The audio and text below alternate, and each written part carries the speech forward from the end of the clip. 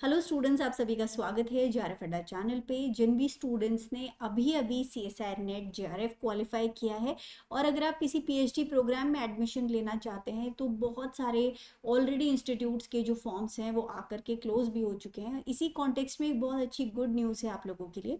JNCASR which is Jawaharlal Nehru centre for advance scientific research, इनका form अभी अभी रीओपन किया गया है ओनली फॉर पीएचडी प्रोग्राम। सो यहाँ पे अपॉर्चुनिटी आप बिल्कुल मत छोड़िएगा, काफ़ी अच्छी अपॉर्चुनिटी है। एडमिशन्स पे जाना है आपको, सबसे पहले वेबसाइट बता देती हूँ jncasr.ac.in। इस पे जाके एडमिशन्स जाके एंड देन डिग्री प्रोग्राम्स पे क्लिक करेंगे। यहाँ पे आपको दिख जाएगा reopening of PhD admission portal. So यहाँ पे JNCSR is inviting bright and motivated students who could not apply और could not submit their PhD application for various reasons in response to the advertisement जो पहले मार्च 2025 में आया था। और अभी जिन्होंने क्वालिफाई किया है joint CSIR UGC net JRF दिसंबर 2024, इनको स्ट्रांगली एनकरेज किया गया है to apply.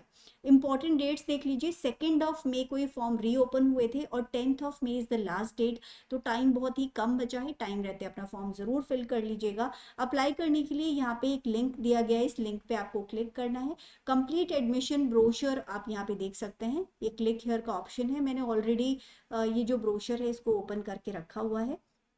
So this is the brochure here. अब ये मार्च 2025 में निकला था, वही सेम ब्रोशर है, लेकिन हम यहाँ पे जो एलिजिबिलिटी है पर्टिकुलरली फॉर पीएचडी प्रोग्राम वो देख लेते हैं। जिन भी कैंडिडेट्स का एमएससी या इक्विवेलेंट क्वालिफाइड है, बीई बीटेक बीएस 4 ईयर और इक्विवेलेंट, या एमई एमटेक और equivalent, BVSc MBSC MBBS MD, so the all these are applicable for applying for PhD program.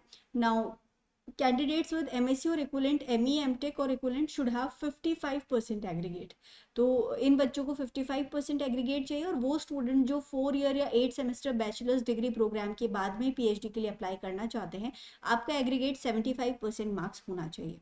इसके अलावा कैंडिडेट का डेफिनेटली क्वालिफाइड होना चाहिए one of the national examination, जो बार बार नीचे मेंशन किया जाएगा। तो अब आप समझ लीजिए कौन कौन से नेशनल लेवल एग्जामिनेशन है जिसमें से एक आपका क्वालिफाइड होना चाहिए कम से कम।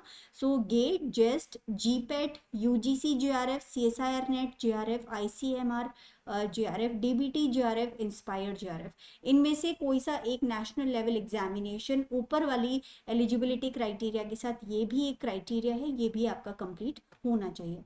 अब कौन कौन सी सब्जेक्ट्स हैं और वो देख लेते हैं एक बार। सो सबसे पहले chemistry, physics of materials unit, इनके एलिजिबिलिटी एजुकेशनल क्वालिफिकेशन जो रिक्वायर्ड है यहाँ दे रखे हैं।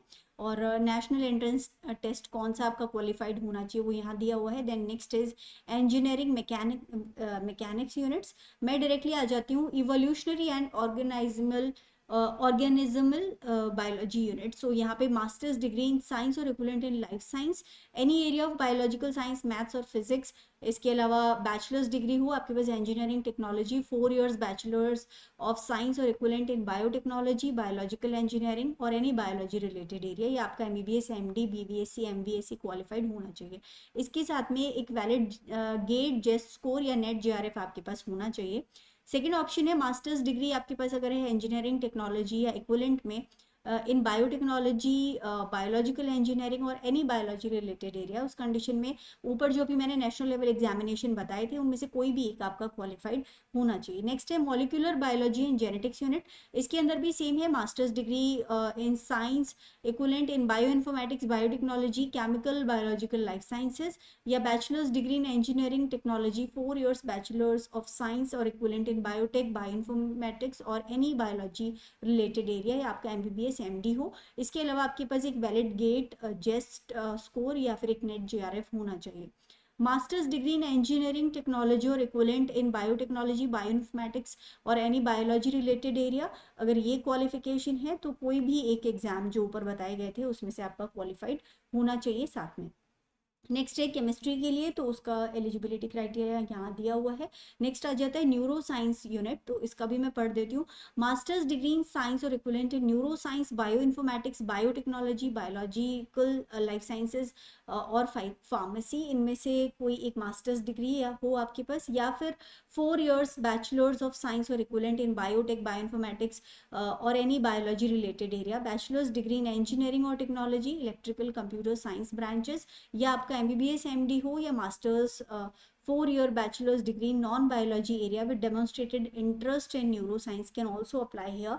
और आप साथ में आपके पास एक valid GATE JEST GPAT score या नेट जेआरएफ होना चाहिए। अगर आपके पास मास्टर्स डिग्री है इंजीनियरिंग, टेक्नोलॉजी और equivalent in biotech, bio informatics और एनी बायोलॉजी रिलेटेड एरिया, तो भी आप अप्लाई कर सकते हैं। आपके पास में ऊपर बताए गए जो नेशनल लेवल एग्जामिनेशन थे उसमें से कोई भी एक एग्जाम भी आपका साथ में क्वालिफाइड होना चाहिए।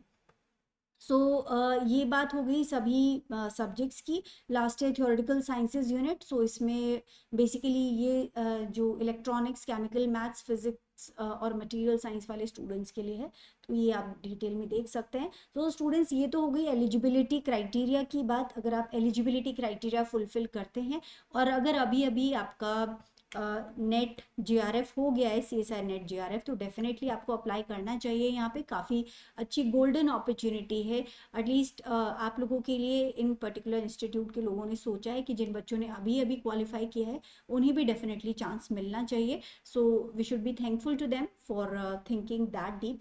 And here the last date is 10th of May, so be very careful about that. Time रहते आप अपना फॉर्म ज़रूर फिल कर लीजिएगा। And I hope the information was useful for you. Apply करने के लिए यहाँ पे लिंक दिया हुआ है, इसके आप ऊपर जब क्लिक करेंगे तो आपको जो एप्लीकेशन फॉर्म है वो ओपन हो जाएगा। रिक्वायरमेंट्स क्या क्या है वो ब्रोशर में नीचे और दी गई हैं, क्या क्या आपको डॉक्यूमेंट्स चाहिए। सो एलिजिबिलिटी क्राइटेरिया के जो भी डॉक्यूमेंट्स हैं वो सभी डॉक्यूमेंट्स जनरली चाहिए होते हैं, तो वो आप साथ में लेके ज़रूर बैठिएगा। So that is all students. अगर आपको इन्फॉर्मेशन अच्छी लगी हो तो वीडियो को ज़रूर लाइक कीजिएगा and do subscribe to our channel for more such content. अपने फ्रेंड्स को ज़रूर इस इन्फॉर्मेशन को इन्फॉर्म कीजिएगा बिकॉज टाइम काफ़ी कम बचा है अभी।